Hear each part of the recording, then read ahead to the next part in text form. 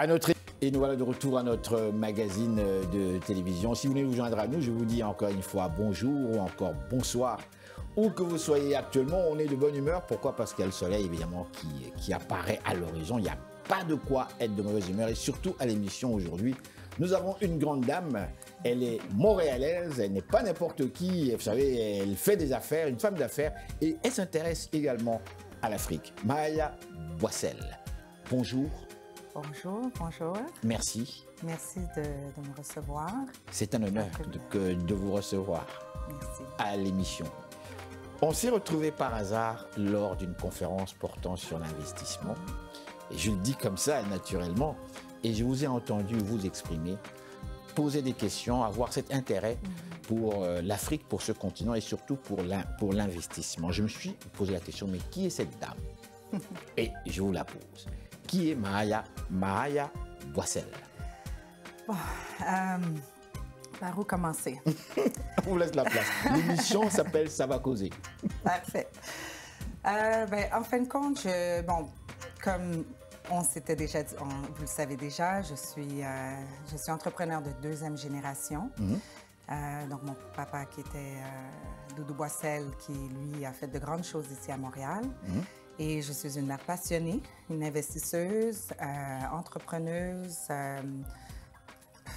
inspirante. J'inspire aussi les femmes en affaires et puis aussi dans leur cheminement personnel.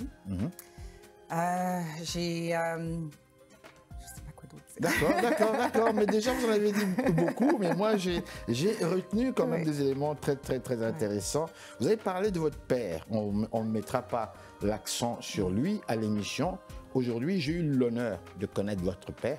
J'ai eu l'honneur d'aller le rencontrer chez lui vers Westmount et de l'interviewer aussi. C'est là qu'il m'a montré des photos des journaux qu'il était le fondateur du festival de jazz de Montréal. Il y a des preuves, des photos, des journaux avec des grands artistes noirs. J'ai été très impressionné.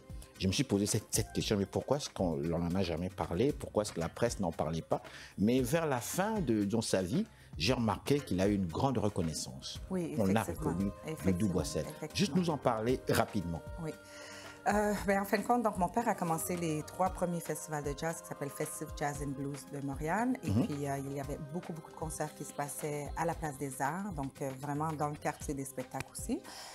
En collaboration avec son club aussi qui était sur Jeanne-Mance et puis à Le club s'appelait le Rising Sun. Soleil Levant. Oui. Festive Jazz. Donc, en fin de compte, c'est le Soleil Levant, Rising Sun, Celebrity Club. Oui. Donc, parce que c'était vraiment des célébrités du jazz et de blues. Donc, autant au Québec que les États-Unis et puis à travers le monde.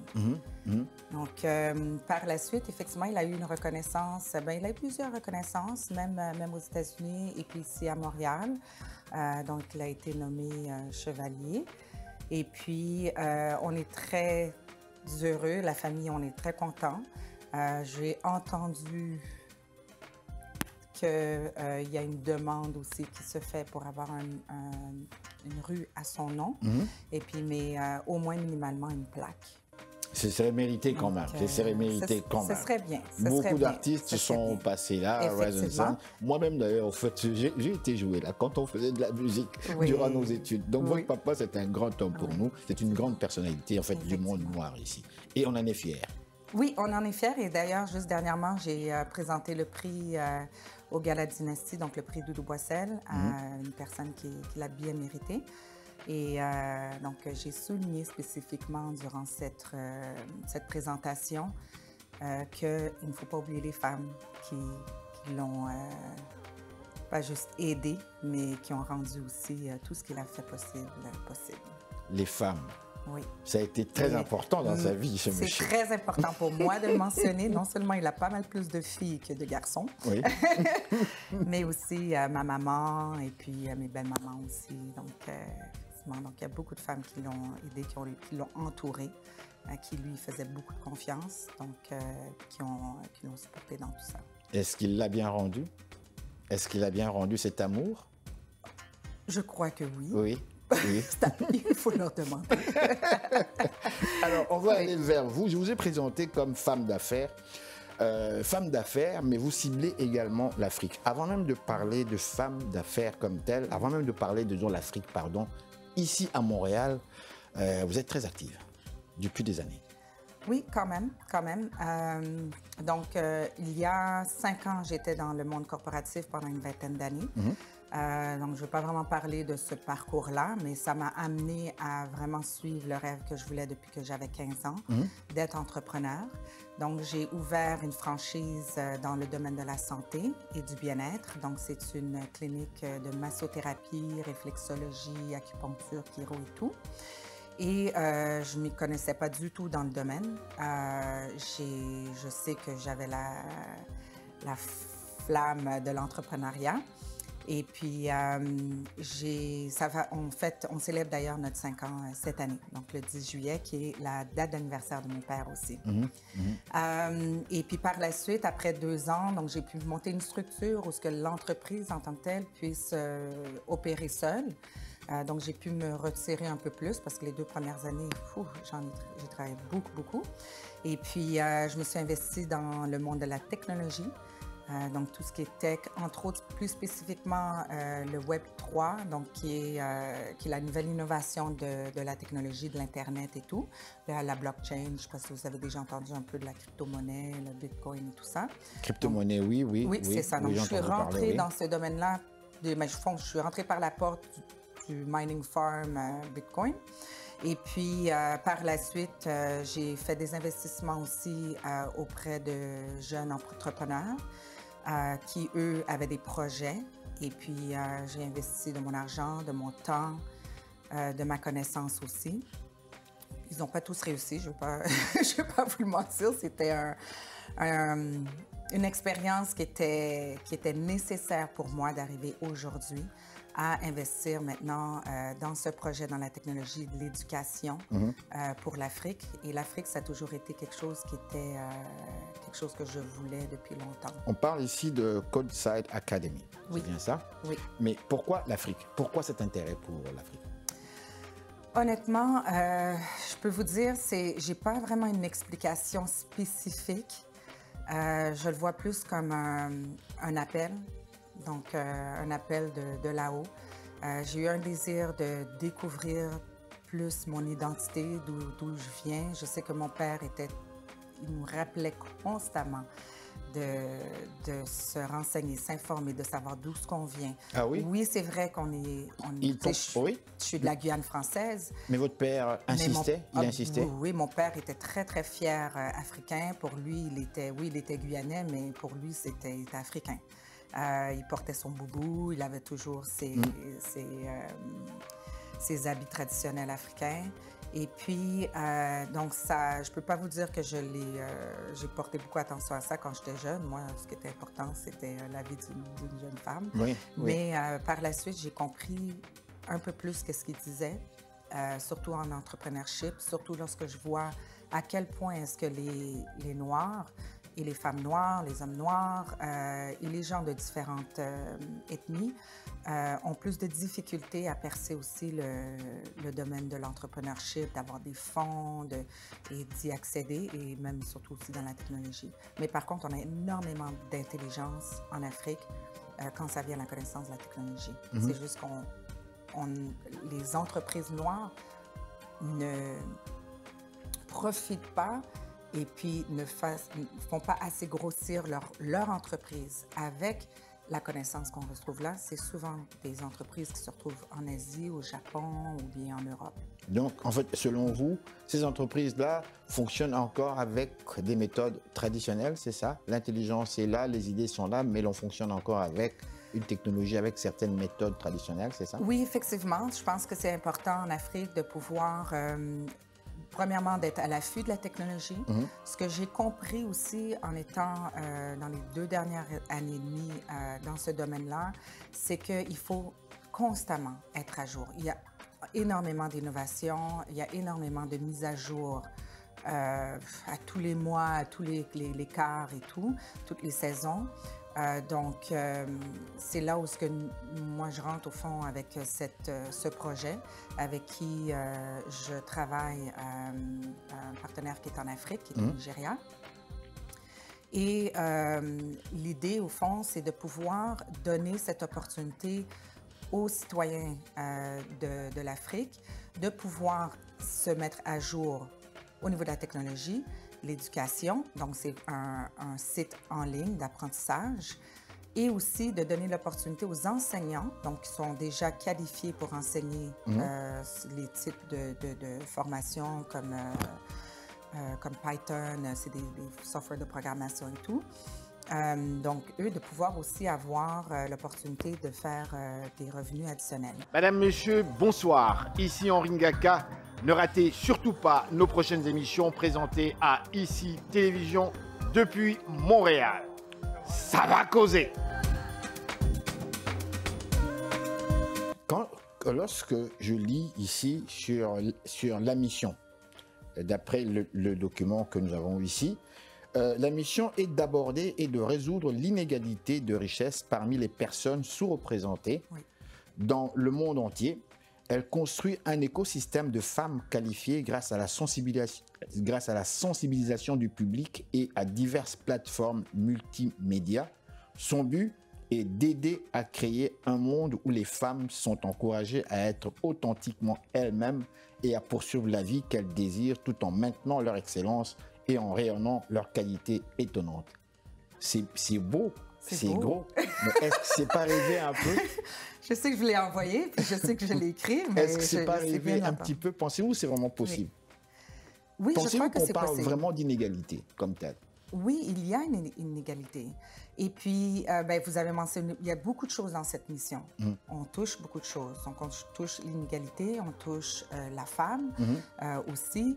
Que je trouve, en tout cas pour moi, je parle plus d'expérience personnelle aussi. Oui. Quand je parle d'inégalité, c'est que pour moi en tant que Canadienne, je ne vais pas toucher le micro, pour moi en tant que Canadienne, je vois à quel point, et puis quand je fais affaire avec les entreprises, donc les start-up en Afrique, même au niveau de la projection financière, des coûts qu'ils chargent dans leur contrat ou bien pour que ça soit aux entreprises, ils n'ont même pas idée qu'ils peuvent vraiment aller chercher beaucoup plus parce qu'ils sont habitués à avoir des prix qui sont très, très, très, très bas.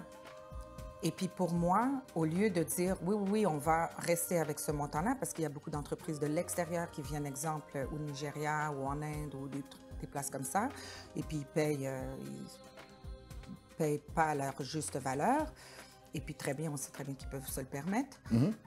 Donc c'est ce que je veux aller chercher. Je veux, les éduquer à pouvoir, amener mon expertise et pouvoir qu'on puisse aller chercher une entreprise où on peut avoir des employés, des enseignants qui ont un meilleur salaire que la norme là-bas, même si le coût de la vie n'est pas aussi élevé, mais déjà en élevant ces montants-là, ça va aider à la population là-bas. Et aussi, ça va nous permettre aussi de pouvoir faire un lien entre le Canada et puis l'Afrique, et puis même les enseignants qui sont là peuvent éduquer les gens ici aussi. On peut faire des collaborations.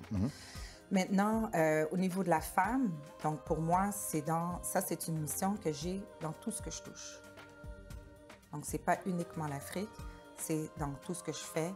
Pour moi, c'est important de pouvoir représenter en tant que qui je suis et puis ce que j'aimerais voir davantage. Et une des choses pour les femmes, c'est que oui, on a beaucoup de talent, on est très résiliente, on a appris aussi à être forte, à tout faire nous-mêmes. Et puis une des choses que je dis toujours, et puis à partir d'aujourd'hui, c'est un peu un quote que j'ajoute, c'est « je peux tout faire tout seul, mais je choisis de ne pas le faire ». Donc, je choisis d'avoir de l'aide, d'aller chercher de l'aide. Et puis ça, c'est une chose qu'à travers en affaires, en tant que femme, on fait beaucoup de choses seules. On doit montrer qu'on est dans notre énergie de masculin. On a l'habitude, surtout chez les femmes noires, il y a beaucoup de mères monoparentales. J'ai été mère monoparentale aussi. J'ai eu un enfant très jeune aussi. Donc, c'est toutes des petites choses que j'apprends et que j'ai appris. J'aimerais transférer cette connaissance et sensibiliser aussi les femmes qui, elles, sont dans des domaines professionnels et en entreprise. Je vous ai rencontré durant une conférence portant sur l'investissement sur le continent africain. Et je vais également poser une question aux représentants diplomatiques présents dans cette salle lors de cette conférence. Et je vous la pose à vous, qui vous intéressez évidemment à faire des affaires avec le continent. Croyez-vous sincèrement qu'aujourd'hui, il est possible réellement pour les hommes d'affaires, les femmes d'affaires, canadiens, québécois qui nous suivent maintenant, de s'intéresser à ce continent, d'investir sur des projets concrets dans ce continent? Je me fais l'avocat du diable quand l'on tient compte des perturbations que certains qualifient temporaires, mais que l'on constate sur ce continent. Quelle est votre réponse là-dessus? Pouvez-vous reformuler votre phrase? Considérez-vous qu'il est pertinent aujourd'hui, tenant compte de la situation qui sévit actuellement dans ces continents pour les hommes d'affaires d'ici, d'investir dans des projets de grande envergure dans ce continent, selon vous? Pour le continent d'Afrique, oui. Oui, je trouve que c'est très important. Premièrement, je crois que lorsque je regarde ce qui se passe présentement, donc, mis à part les situations de guerre et tout ça, il y a beaucoup de mouvements. Donc, mon équipe, justement, était au GTEx Afrique, qui s'est passé au Maroc. Je pense que ça se déplace dépendamment sur le continent africain. Donc, cette année, c'était au Maroc. Et il y a énormément d'entreprises qui fleurissent et puis qui investissent en Afrique. Je pense que c'est important pour moi en tant que femme noire et canadienne de pouvoir aussi, pas juste s'intéresser, mais vraiment s'impliquer.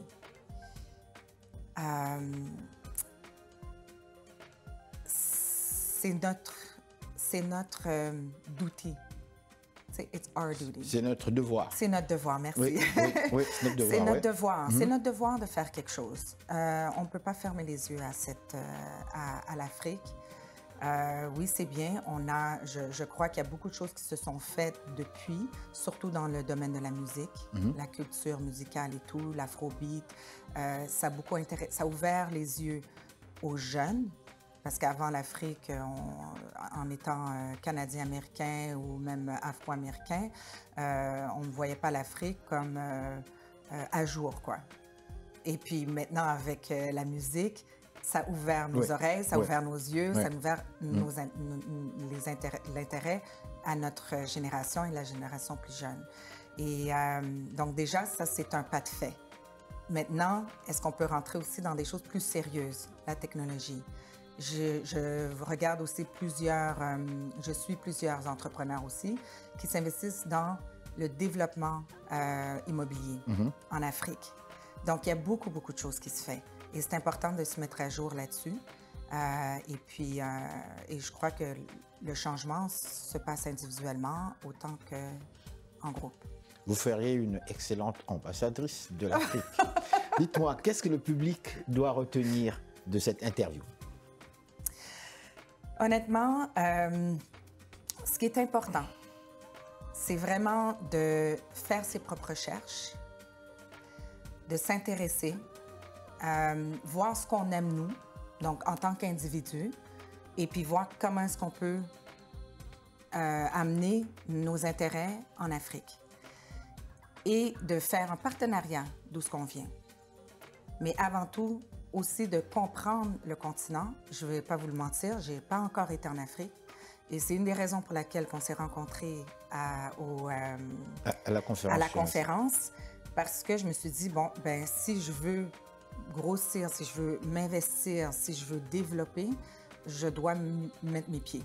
Mais je dois comprendre avant comment ça fonctionne, comment est-ce qu'on approche. Écoutez, on était autour de beaucoup d'ambassadeurs et puis de diplomates. Et puis, même les prénoms, votre Excellence et tout ça, moi, c'est des choses que je ne connais pas. J'ai dit, ah bon? Comment est-ce que je sais comment m'adresser? J'ose même pas dire monsieur, madame, parce que je sais même pas comment dire ça. Donc, c'est des petites choses comme ça, je pense que c'est important. On dit excellence auprès des ambassadeurs simplement parce qu'ils représentent le président. Ils représentent le chef de l'État du pays. Donc, à ce titre-là, on va l'appeler excellence. Mais les autres, non. Dis monsieur. Donc, je n'étais pas certaine, mais j'apprends. Et puis, je trouve cette curiosité, j'adore. Moi, j'adore ça. Mais c'est aussi pour savoir si moi j'y vais. Je ne veux pas juste y aller comme touriste, mais je veux être reçu. Je pense que c'est important d'être reçu et puis aussi d'être représenté à quelque part pour pouvoir connaître comment naviguer dans les eaux de l'Afrique. Je ne suis pas inquiet pour vous. Merci beaucoup, Maya. Merci sincèrement d'avoir accepté de nous accorder cette interview. Voilà donc, merci. Madame, monsieur, restez là. Nous sommes de retour tout de suite après ces réclames publicitaires. À notre émission de la semaine, nous vous présentons un jeune homme avec qui nous avons échangé à Kinshasa, la capitale de la RDC. Son nom, c'est Béni Kinwani. Et nous parlons de la réalité de la jeunesse sur place dans la capitale diplomatique de la République démocratique du Congo.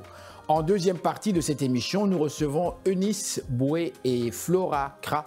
Les deux dames nous parlent en fait du Festival international Afro et Diversité de Cornwall. Cornwall qui est situé à peu près à 1h30 à peu près de la ville de Montréal et 1h30 de la ville d'Ottawa. Donc on pourra parler de ce grand festival très intéressant qui met en exergue justement l'Afrique ainsi que pourquoi pas les différentes diasporas. Et on termine le tout avec Bantu Salsa Just One, ce groupe, ce monsieur qui nous vient du Cameroun et qui nous a présenté évidemment plusieurs musiques ici même à Montréal. Donc on les aura à l'émission, on va vous présenter des extraits, pourquoi pas le spectacle même de Bantu Salsa. Madame, monsieur, bonsoir, ici Henri Ngaka. Bienvenue à notre magazine de télévision. Je vous dis bonjour, restez là, nous sommes de retour tout de suite après ces réclames publicitaires. Madame, monsieur, bonsoir. Ici Henri Ngaka. Ne ratez surtout pas nos prochaines émissions présentées à ICI Télévision depuis Montréal. Ça va causer.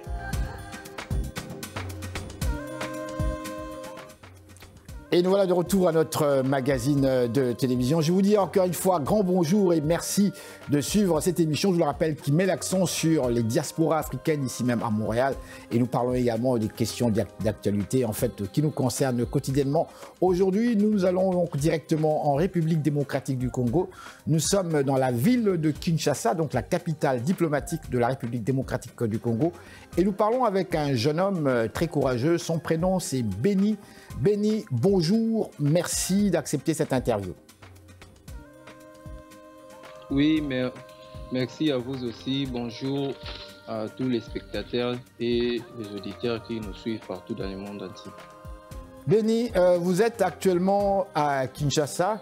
Avant de démarrer cette interview, je vous ai présenté rapidement, mais j'aimerais bien que vous-même vous puissiez vous présenter également. Qui êtes-vous? Qui est Béni exactement? En fait, je suis un étudiant ici en République démocratique du Congo.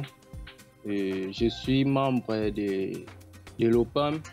C'est une organisation panafricaniste et mondiale basée au Mexique. Et ici, là où se trouve le vice-président de cette organisation, et nous travaillons avec lui, le monsieur José Kongolo. Et vous faites quoi exactement dans cet organisme? Dans cette organisation, moi, je suis un informateur. Donc, moi, je transmets les informations sur les réseaux sociaux partout dans le monde entier. D'accord. Alors, je vais vous demander ici de nous parler un petit peu quand même pour qu'on puisse bien saisir cet organisme panafricanisme qui a un lien avec le Mexique dont vous nous dites. Quelle est sa mission précise actuellement au Congo? Ben, pour ceux qui ne savent pas, l'OPAM, je disais l'OPAM. L'OPAM, c'est une organisation panafricaniste et mondiale, je rappellerai. OPAM, c'est une organisation panafricaniste et mondiale basée au Mexique, là où réside également la vice-présidente, la demoiselle Danou Soupi Api, Et le vice-président de cette organisation, c'est M. José Kongolo, qui est basé principalement ici en République démocratique du Congo. Et vous faites quoi exactement? Vous faites quoi précisément? Quelle est la mission de cet organisme au Congo? Oui, en fait, la mission de cette organisation ici au Congo est de promouvoir l'indépendance totale et l'autonomie stratégique du continent africain. Donc, ça concerne en particularité, toujours avec les Africains, c'est le fait d'encourager la solidarité entre les Africains et les descendants africains. C'est vraiment ça notre mission. Notre mission est de s'unir. Monsieur Béni, merci de vraiment nous recevoir depuis Kinshasa. Puisque vous êtes actuellement à Kinshasa, vous êtes mieux placé que nous qui sommes au Canada pour nous informer un petit peu sur les principaux éléments de l'actualité congolaise. Maintenant, ma première question ici, qu'est-ce qui ressort dans tout cela depuis les dernières élections en RDC selon vous? Ouais. Concernant les élections, à cette allure actuelle, nous risquons vraiment avoir des élections bâclées, chaotiques en décembre 2023. Nous constatons que depuis les élections passées, c'était en 2018, c'est lors les présidents de la République, M. Félix Antoine Tshisekedi Tshilombo, qui avait remporté les élections.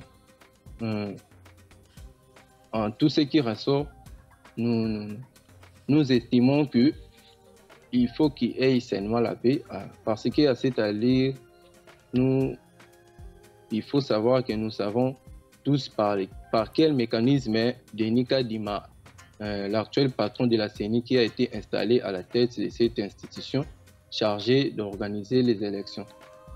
C'était sans la participation des églises catholiques et protestantes qui ont été isolées par l'autre groupe de confessions religieuses. Il y a les FCC de l'ex-président Joseph Kabila qui ne participent pas à ce processus électoral. Et j'ai appris ce matin sur le désengagement ou le retrait de Lamuka, de Martin Fayulu, un grand leader de l'opposition. Ajouté à cela, la loi sur la répartition des sièges promulguée récemment par le chef de l'État, on risque vraiment d'avoir des élections bâclées et chaotiques cette fois-ci. Alors, mais au fait, dites-moi, et la crise militaire à l'Est, selon vous, vos commentaires? Oui, concernant la crise sécuritaire, la situation actuelle est très paniquante. Donc, voyons voir ce que le président de la République nous prépare. De la situation sécuritaire, ça demeure particulièrement instable dans l'est de la République démocratique du Congo. Au nord Kivu, il faut ajouter aux alentours de Goma et dans les territoires de Nirangongo, Rutshuri et Masisi. Au regard de cette situation, il est appelé que les déplacements, il faut savoir, les déplacements sont formellement déconseillés. Les déplacements sont formellement déconseillés. Ce sont des informations qui circulent dans des semaines passées. Monsieur Béni, je rappelle que vous êtes un étudiant en informatique. Vous avez lâché temporairement, c'est ça, vos études pour vous consacrer aux questions sociales. J'aimerais vous poser une question ici par rapport à la jeunesse. La jeunesse, puisque vous êtes vous-même, vous représentez cette jeunesse-là, puisque vous nous parlez depuis, je le rappelle, de la ville de Kinshasa. Quelle est votre lecture sur la situation politique et économique actuelle en République démocratique du Congo, selon vous? Ouais, merci de m'avoir posé cette question et je répondrai à tous les auditeurs ainsi que les téléspectateurs qui nous suivent. Allez-y. voilà une question de parler en ce moment politiquement et idéologiquement. C'est une raison de parler en ce moment du panafricanisme suite à ces divisions de plusieurs États africains qui sont d'ailleurs, il faut souligner, manipulés par l'Occident, par des impérialistes. Et il y a une main blanche dans toutes ces divisions si vous observez de très près. Le panafricanisme est en quelque sorte une réponse de ces peuples opprimés, la réponse du peuple noir aux impérialistes. Raison pour laquelle nous avons créé cette organisation panafricaniste, c'est pour répondre aussi avec la situation politique. C'est pas seulement pour nos propres intérêts, ça concerne à tout le monde. Il faut bien souligner que la situation politique et économique en République démocratique du Congo, vraiment, ça crée ici des paniques, et les peuples africains, en particularité avec la République démocratique du Congo, nous risquons vraiment d'avoir l'économie, parce qu'actuellement l'économie est en baisse. Avec la nouvelle nomination ici du monsieur Vital Kamerhe, qui est en tête le vice-ministre de l'économie nationale, nous espérons toujours avoir une bonne économie, parce qu'il nous a promis ici bientôt le 30 juin, il va fournir des efforts pour arriver là où il ne sait pas et là où il est incapable de faire. Donc, c'est ce que nous prétendons voir cette affaire. Dites-moi, Monsieur Béni, je continue ici notre interview. Vous parlez beaucoup. Je sens que pour vous, le panafricanisme, c'est vraiment un élément très, très important. Pourquoi parler de panafricanisme alors que les pays africains semblent divisés politiquement et idéologiquement? Oui, c'est ce que je viens de souligner récemment. Voilà, c'est une bonne question. La raison de parler en ce moment du panafricanisme, suite à ces divisions de plusieurs États africains qui sont d'ailleurs, il faut souligner, manipulés par l'Occident, des impérialistes. Le panafricanisme est en quelque sorte une réponse de ces peuples opprimés, la réponse du peuple nord aux impérialistes.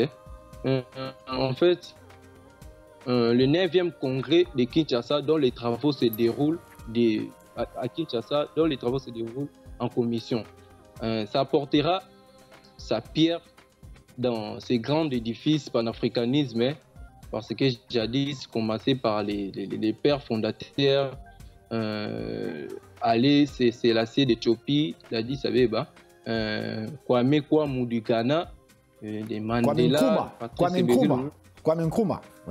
Oui, Kwame Nkrumah, oui. Nous avons proposé au 8e congrès de Kinshasa la mise en place de l'international panafricaniste, une institution internationale pour soutenir toutes ces personnes, les amis qui cherchent politiquement au pouvoir, et c'est là à tous ces niveaux, municipalité, urbaine, députation nationale, Sénat, présidence, etc. Il y en a beaucoup, pour qu'enfin nous ayons dans plusieurs États des hommes et des femmes panafricanistes, dans les institutions, la synergie. Ça sera la création des États-Unis d'Afrique. Pourquoi pas une monnaie commune, une défense colossale? D'accord. Monsieur Béni, je vais vous poser une dernière question ici. Qui, selon vous, puisqu'on parle de la RDC, on parle aussi des prochaines élections qui, selon vous, ça pose problème. Je vous pose quand même la question ici. Qui, selon vous, a des chances de remporter les prochaines élections présidentielles en RDC, et pourquoi, selon vous? Oui, merci beaucoup, M. Ngaka, pour cette question. Et merci aussi de m'avoir accordé la parole. Quant à moi, je dirais le président Félix Antoine Tshisekedi Tshilombo, c'est lui qui fournit des efforts. C'est lui maintenant qui a la majorité. Il est capable de remporter aux élections 2023 qui bientôt là verra ses jours en décembre. Je vous rappelle aussi, aujourd'hui, dans la presse, il y a les présidents de l'ECD. Le président de l'ECD, Martin Fayoulou, qui a annoncé qu'il ne déposera pas de candidature à tous les niveaux aux élections. L'ex-candidat à la présidentielle de 2018, Martin Fayoulou, ne déposera pas de candidature des membres de son parti à tous les niveaux des prochaines élections. Le président du parti politique Engagement pour la citoyenneté et le développement, ECD, a annoncé cette décision aujourd'hui au cours d'un point de presse organisé à Kinshasa en RDC. Il accuse les pouvoirs il a accusé les pouvoirs en place de vouloir organiser une parodie. Une parodie, oui. Est-ce que vous êtes d'accord avec lui? Êtes-vous d'accord avec lui? Êtes-vous d'accord avec lui ou pas? Pour ne pas mettre la charrue devant le bœuf, je considère que ce sont ce qu'il dit. C'est ce qu'il dit, c'est ce qu'il prétend. C'est ce qu'il dit. Parce que moi, je ne suis pas je suis pas l'opposant, je ne suis pas des Martin Fayoulou, je ne suis pas aussi des Félix Antoine Tshisekedi. Donc moi, je soutiens ceux qui ont des bonnes volontés à bien construire la République démocratique du Congo, comme nous voyons le président Félix Antoine Tshisekedi, il est en train de construire et de reconstruire, de réhabiliter tout ce qui était détruit sous le régime de M. Kabila.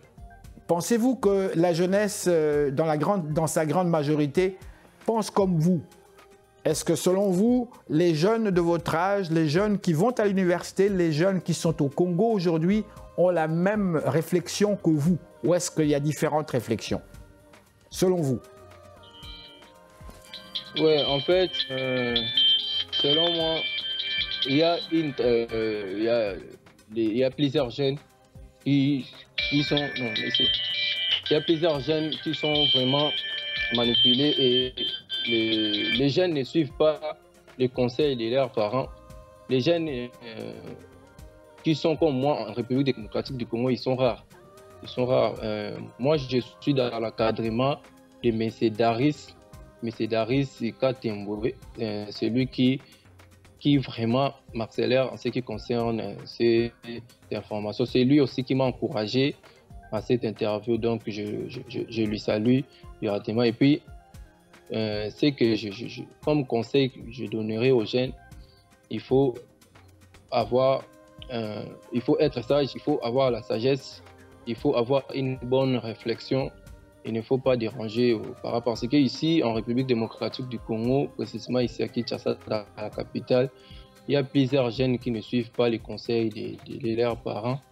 Il y a plusieurs jeunes qui sont dans des brigandages. Il y a plusieurs jeunes qui commencent à prendre de la drogue. Il y a plusieurs jeunes qui boivent des alcools. Vraiment, c'est déconseillé. Je ne suis pas parfait, mais quand même, il faut avoir de l'intelligence pour être à ces places. Bien, M. Béni, je vous dis grand merci de nous avoir accordé cette interview depuis Kinshasa et je vous salue très chaleureusement et nous saluons également nos téléspectateurs de la ville de Kinshasa. Oui, merci beaucoup à vous aussi, M. Henri Ngaka. La première fois que je participe dans cette émission et je vous remercie parce que c'est ma première fois. En fait, prochainement, j'espère que nous serons toujours en mesure de satisfaire aux éditeurs et aux téléspectateurs qui nous suivent partout dans le monde entier. Et je vous souhaite plus particulièrement à Montréal. Plus particulièrement à Montréal. Oui, actuellement à Montréal parce que ici, les Twitter fait déjà son. Bien, merci encore une fois. Merci beaucoup, M. Béni. Merci.